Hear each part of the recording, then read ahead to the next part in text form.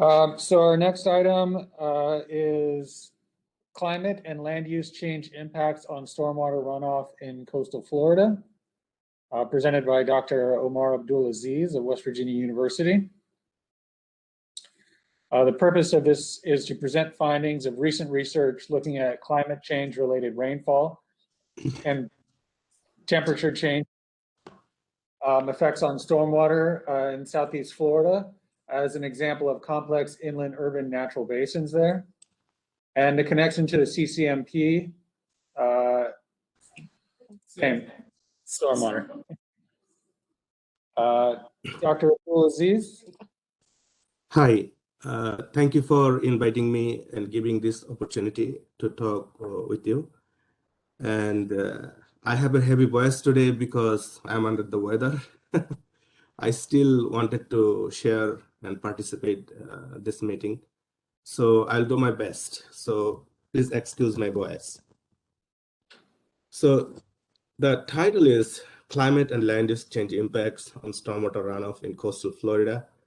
And today, basically, I'm going to share with you our findings that we published in the journal Science of the Total Environment recently on Southeast Florida. So if you're familiar with hydrologic unit code, so it's a large basin around 7,000 square kilometers.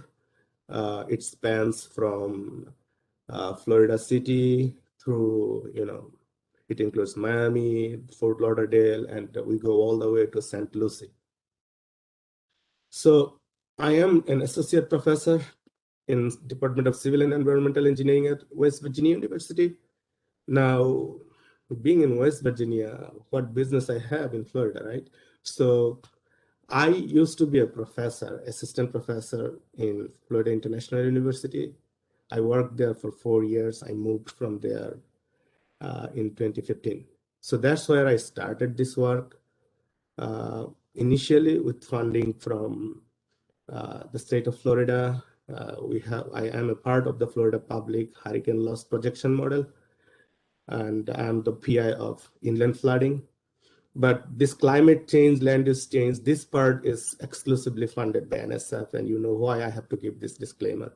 So now, let's next slide, please. Because I can't get it on the. Okay. I'm sorry, we had a moment there where we lost you. Are you there? Oh, I'm still there. Okay, Yes. I apologize. We lost audio for a moment. I don't know why, but you're back. Oh, okay. We only missed just a moment, but thank you. If you want. Yeah. I mean, I said a lot of stuff in between. You didn't hear anything, huh?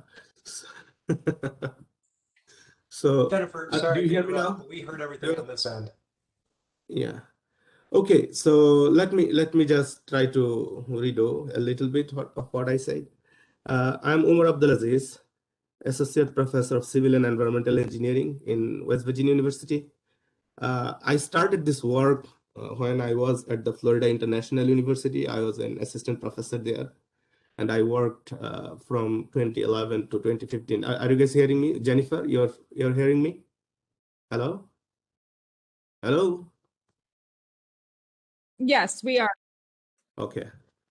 So although I'm talking about coastal Florida, I'm mainly going to present Southeast Coast Basin here. Is hydrologic, I think it's most likely HUC 8. Yeah, hydrologic unit code from USGS. So this basin will include a large area around 7,000 square kilometer from Florida City through Miami, Fort Lauderdale, West Palm Beach, and all the way to St. Lucie Estuary. And with that, let me move on so that we can cover. Next slide, please. Okay, background, this is, you guys know about it. This is one of the slides that is coming from my doctoral student, Irfanul Haq, who did this work with me and graduated. Right now, he's in Michael Baker International. He's working there as a water resources engineer. So basically, we're talking about like climate change, how it is going to impact the design storms. We all know, if there are engineers here, you know about it. So rainfall intensity, frequency, duration, our hypothesis is that it's going to increase rainfall intensity, frequency, and duration. And then, at the same time, Florida is undergoing, a lot of people move in, right? Every year, you know that. So more housing, more pavement. So imperviousness cover is going to increase. And other than something, an area is under national kind of refuge status, is going to be converted to residential area, commercial area, etc. So land use and climate change, these are the main drivers of stormwater runoff. And then, groundwater, because of sea level rise, groundwater level due to surface water groundwater exchange could increase, and then you have also, because of insufficient drainage, you have a lot of pluvial flooding. Oftentimes we have seen, even in Ida, we have seen, not in Florida, but in New Jersey, New York, you have a lot of pluvial flooding, basically rainfall accumulation flooding. We also call this flash flooding. Next slide, please. So our research goal was to examine the dynamics of stormwater runoff regimes. These are kind of, might seem a little bit jargon to you, but we wanted to see how stormwater runoff is going to change if we only consider changing regime of rainfall, changing regime of land cover, sea level, and then if we consider all of them together. And note it, I want to clarify that in this presentation today, I'm not focusing on design storm. I'm rather focusing on annual total runoff, that kind of, or monthly total runoff, that kind of estimate. We have a separate paper under the work where we are working on design storms. Now, our hypothesis was that, because of the increasing population in Southeast Florida, land cover will be more impervious. Therefore, and climate is also changing. We see more frequent hurricanes, more frequent storms. And so together, they are going to substantially increase stormwater runoff. And Southeast Florida is a nice example of tropical/subtropical coastal urban natural environment. Mostly urban, but you still have some, natural areas, some agriculture, some, neighborhood wetlands. So again, once again, this is the work that I'm talking about today is published recently with my student, doctoral student. So in Science of the Total Environment. If you are interested, you can take a look there for more details. Next slide, please. Okay, here is the basin. As you can see, it includes pretty much all of urbanized Southeast Florida, and near the Port St. Lucie on the top, near the left part of it, you have croplands, you have pastures, and things like that, and you also have in the western part of this basin in emergent wetlands. So, and then in the central part, you have mostly highly developed, high intensity development, basically.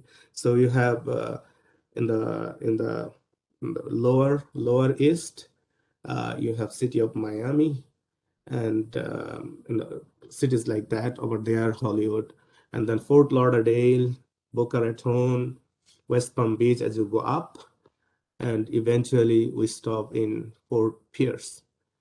So this basin, as I said, it has around 7,000 square kilometer drainage area. So, when I developed this model as a part of Florida Public Hurricane Loss Projection Model, I have been the inland flood modeling PI for that project for quite some time. So my job was to develop model for the entire state of Florida. It was quite a challenge.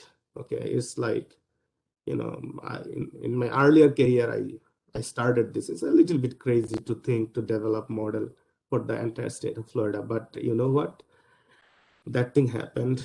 I have working models, but this is the finalized model. Okay, so and published model. So, and then, we are talking about flooding, and in this area, we have a lot of flash flooding, okay, like rainfall accumulation flooding, rather than, river overflow flooding. River overflow flooding also happens. We call that fluvial flood, and rainfall accumulation flood, pluvial flood, P with a P. So, I had to, I could start from scratch, but I don't have to reinvent the wheel. There are a lot of hydrologic models in the market. So I had to decide what model would really be, robust enough that I can apply throughout the state. And after some research, I realized that EPA SWMM stormwater management model would be that model for me, because it has open source code, and I can shape it the way I need. I had other choice like Hack HMS, Hack RAS, but those are more, source code is not public. So US Army Corps of Engineering model, those are good models, but not really specialist R1 model. So we developed. Now the challenge for me was that SWIM has been actually used extensively in smaller spatial scale, in neighborhood scale, in city scale. Now I was going to develop a model for 7,000 square kilometers. So that was the challenge, and I have overcome that challenge. So I will not spend more time on the method here, but you see that it has different components. And then we have incorporated 71 hourly rainfall station, and then we have split this basin into 333 sub-basins, and we have also incorporated groundwater data for 410 groundwater stations, and we have 431 river segments and 433 nodes. We call them like the joint of the segments to represent the model. Next slide, please. And this is data collection. I will not spend a lot of time on that, but in brief, I have used data from different agencies. It's a pretty big data set. So climate data, water data, these are coming from USGS, NOAA, and land use data is coming from NLCD, National Land Cover Database, and then some climate data is coming from South Florida Water Management District, and we also, St. John River Water Management District is not quite relevant for this area, but as I said, I borrowed this slide from my student. He also worked on that basin. So now, and then we have used climate projections from global climate model downscale to the local scale, and that's called MACA data set. We have used EPA land use projection for the whole country. And we have also used future sea level rise projection from Southeast Florida Regional Climate Change Compact. Next slide, please. So this is the model calibration. We have calibrated and validated for the model for 6 stations, mostly near the outlet to the ocean. So you see that from the top on the left, we have C24 canal at spillways S49 and Loxahatchee Slough Canal at spillway S46, West Palm Beach Canal, Hillsborough Canal, New River Canal, and then Miami River at spillway S26. And the blue is the observation, and red is the prediction. So, in terms of statistics, I think most of you are familiar with R square. So Nash-Starklet efficiency is something like R square. The closer to 1 is, the better it is. 1 is perfect model. And you can see that we could explain in across different stations, 74 to to 92% of the observation in stream flow with this model. I'd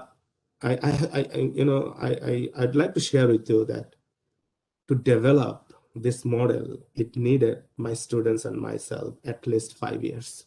Okay. So the reason was it was a very, very complicated model. I'm not that kind of model developer who would just develop a model and show some numbers. So we have gone through many iterations. There is a saying that models are not wrong, modelers are. So I didn't want to be one of those modelers. So I took the time, and went through many, many iterations until I realized that all the hydrologic components make sense. Okay, so I think I have got a right model for the right reasons now. So next slide, please.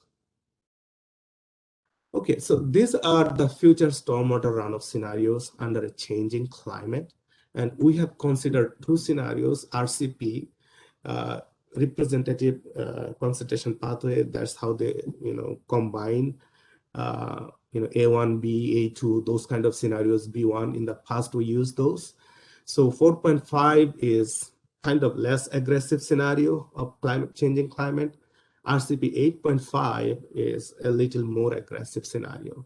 Okay, now 4.5, you'll be surprised to see that later on that 4.5, even though it's less aggressive, is going to give you, it gave us more, increase in runoff in the future rather than RCP 8.5, and there is a reason I'll explain. But this is under only changing climate. We assumed land use would be as is today. And you see that by 2050s, okay, and these are 10-year average, 2050s means 2045 to 2054. So we choose 2050s because this is a near term for us, like 30 years from now. And then 2080s is 50 years. Most of the infrastructure is designed for 30 to 50 year design life. So that's why we think that this is very relevant for our practice. Okay, so you see that on the left panel, 2050s RCP 4.5 under a changing climate, runoff increases ranges from 142 to 267 millimeter. In other words, 14 centimeter to 26 centimeter. Relative to the current one. Okay, I did not show you the current one, but I'll show you the percent changes in the next slides.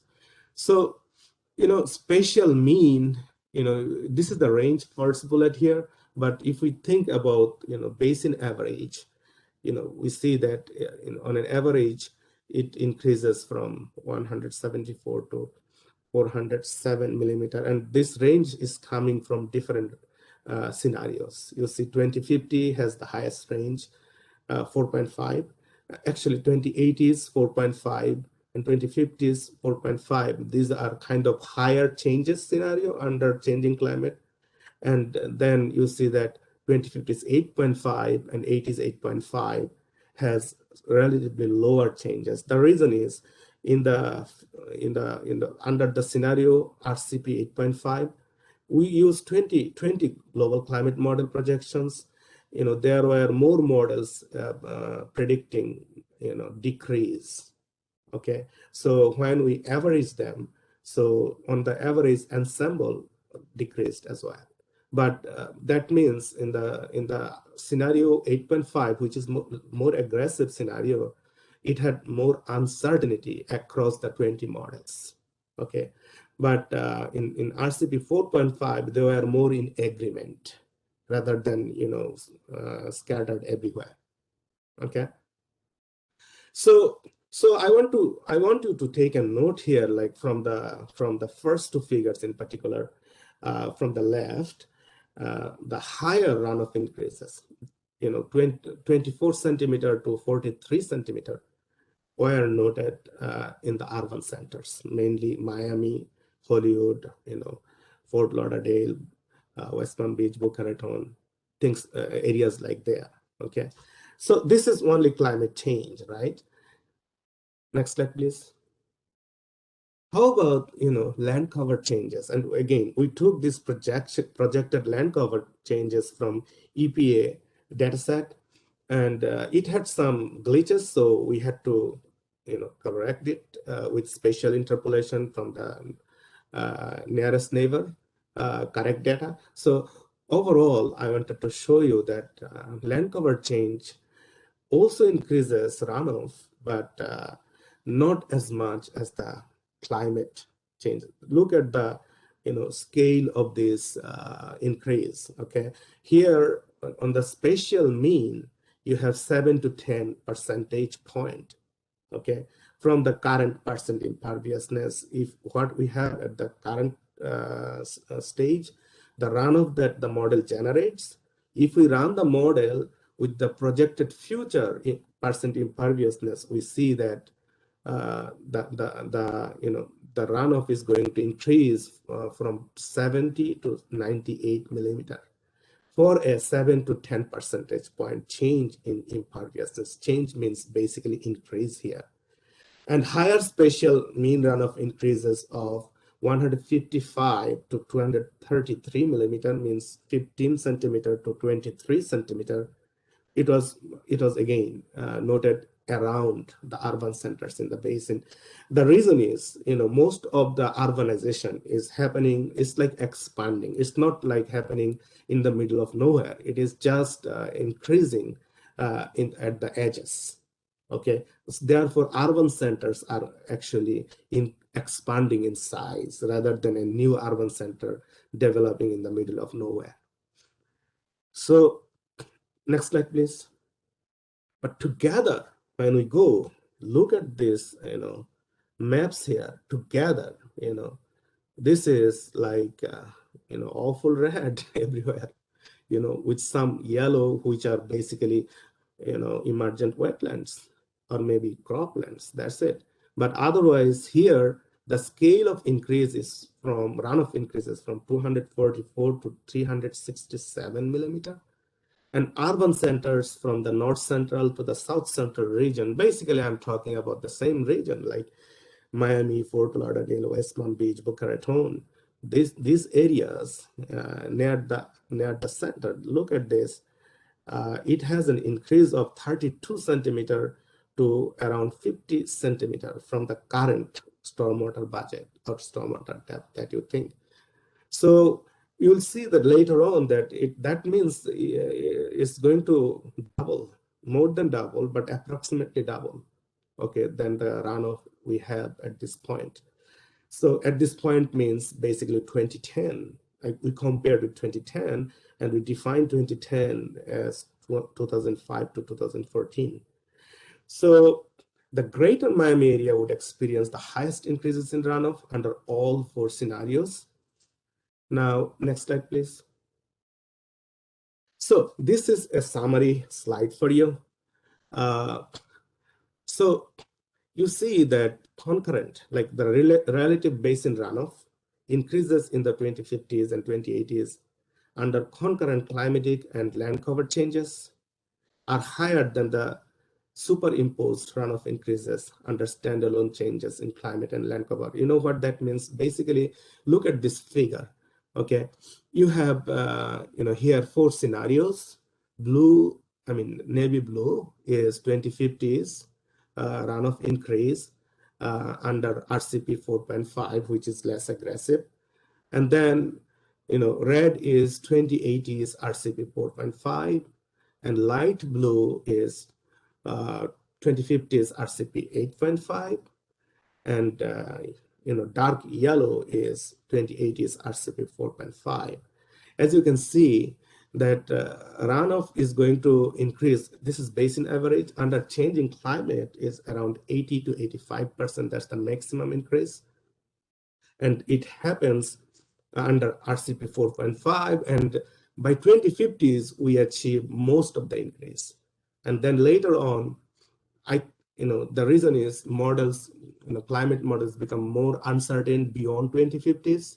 And then later on, it was kind of wash out. So you did not see the same rate of increase after 2050s, a little bit increase in the next beyond 2050s in the next 20 years, actually 30 years. Okay, so for the same reason of uncertainty, you see that 8.5 is rather, is rather projecting a lower increase. It's around 45% to 60%. So overall, if you have to believe the less uncertain scenarios, which is 4.5, okay, and 2050s and 2080s, I believe this is telling us more factual kind of projections because this is more consistent across the different models. So we see that under changing climate, the basin average runoff is going to increase by 80 to, almost 100, 80 to 90% under only changing climate. Okay, and now in land cover, it's kind of a little bit different scenarios.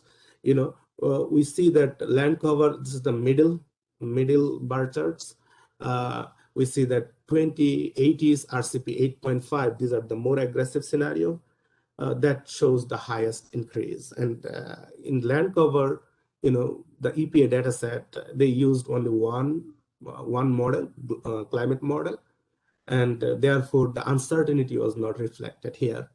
Okay, so basically we see what we expect, that runoff is going to increase up to 30%, okay, under only land cover increases.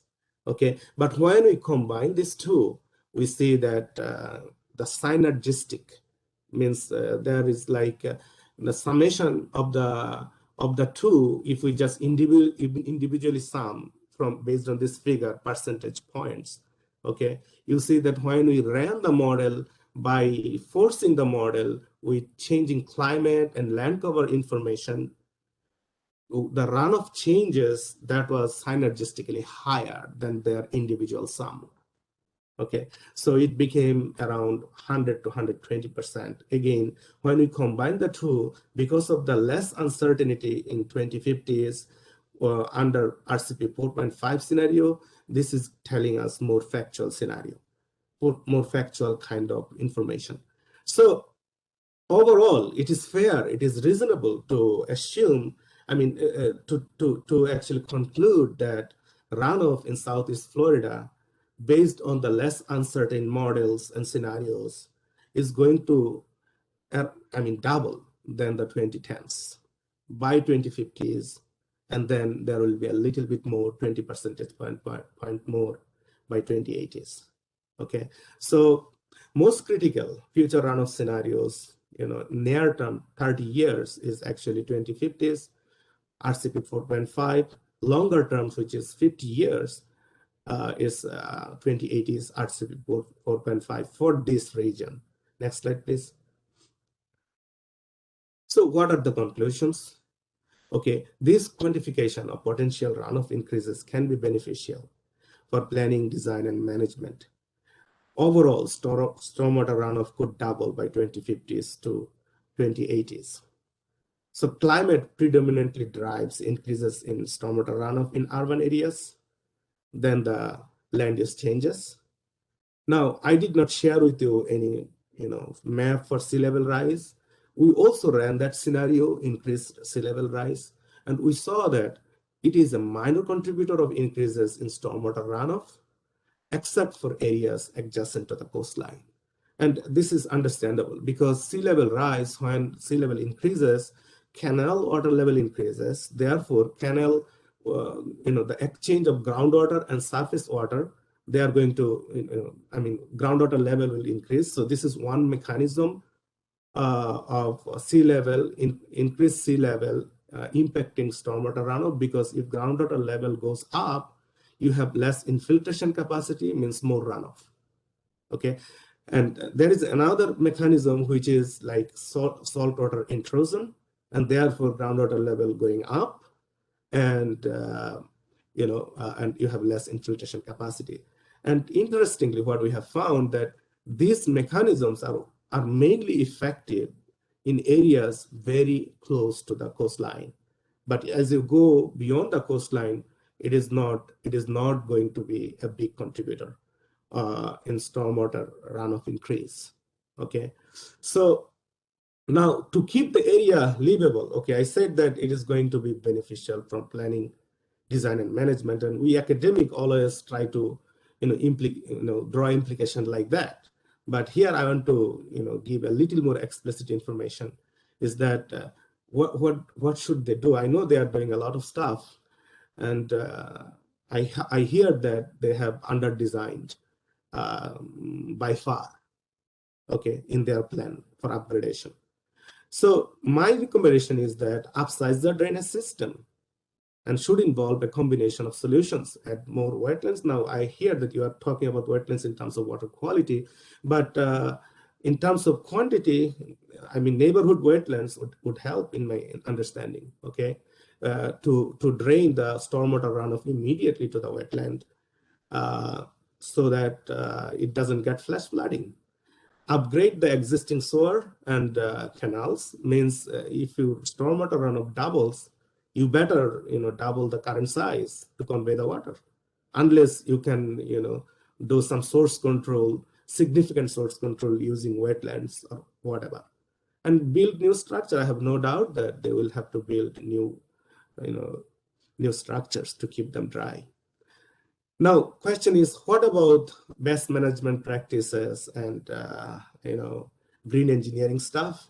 But given close proximity of groundwater table, whenever it rains, water table will come very close to the ground. So infiltration-based green technology can play a small part. That's my opinion. Okay, but I don't think they will be very effective. Next slide, please.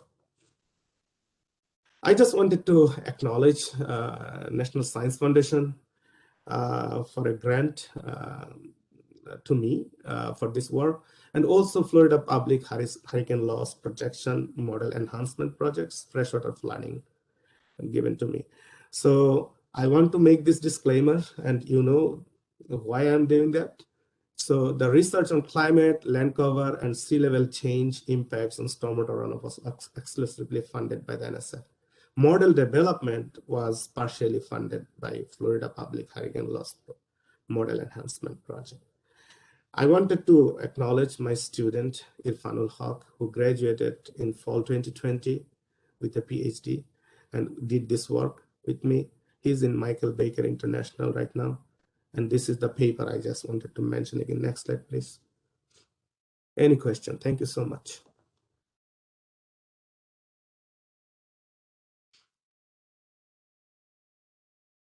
For the amount of stormwater that we're going to be seeing in the future and how we need to think proactively about designing our stormwater treatment systems to accommodate that additional capacity and level of treatment. I think that can feed back into what comments we might propose to DEP. And I hope that gets our members of the management committee thinking about, future stormwater management paradigms. Systems we design now are going to be grandfathered in 30 years when we're experiencing this level of increased stormwater. So we should get out ahead of this issue. Again, no action. I think we are a little tight on time. Do we want to take maybe one question? Yeah. We'll have time for maybe one question for Dr. Abdul-Aziz. If anybody's would like to either unmute or raise their hand for a moment. While we're waiting for that, I'll just say, Dr. Abdul-Aziz, I think that this type of research is really needed in Southwest Florida. I don't know if you're aware of anyone doing it in our region, but certainly, obviously we're also in South Florida and we can expect changes in precipitation patterns and things like that. I just wondered, do you know of anybody doing that work, or is that something that you agree would be useful for our region? It will be very useful for our region. I have a working model and I have been working for some time. Recently, state of Florida discontinued the inland flooding component. So I would be looking for resources to continue that work. I have a working model. I have a student who is working. Yeah, that's great. for Southwest Florida. So this model is almost developed, but I have to do the analysis. So we do have a question that says, I assume you would oversize considering no further out than the life expectancy of the structure being replaced, 30 years, question mark. That's right. That's right. Yes. I mean, well, we call it 30 years, that's the design life, but we know that we don't replace in 30 years, right? So we rehabilitate and we try to drag it for another 20 years at least. And I mean, look at the current examples. The infrastructure in most of the US was designed in mid-50s or maybe mid-60s. We have not yet replaced. Okay, we just passed an infrastructure bill. So even though it's designed for 30, 40 years, it easily goes another 50 years until we take action. True, true. Thank you. With that, are we able to move on? Thank you so much for Dr. Abdul-Aziz for your presentation. And we hope you feel better. Yes. Thank you so much. Have a good day. Take care. It was a pleasure.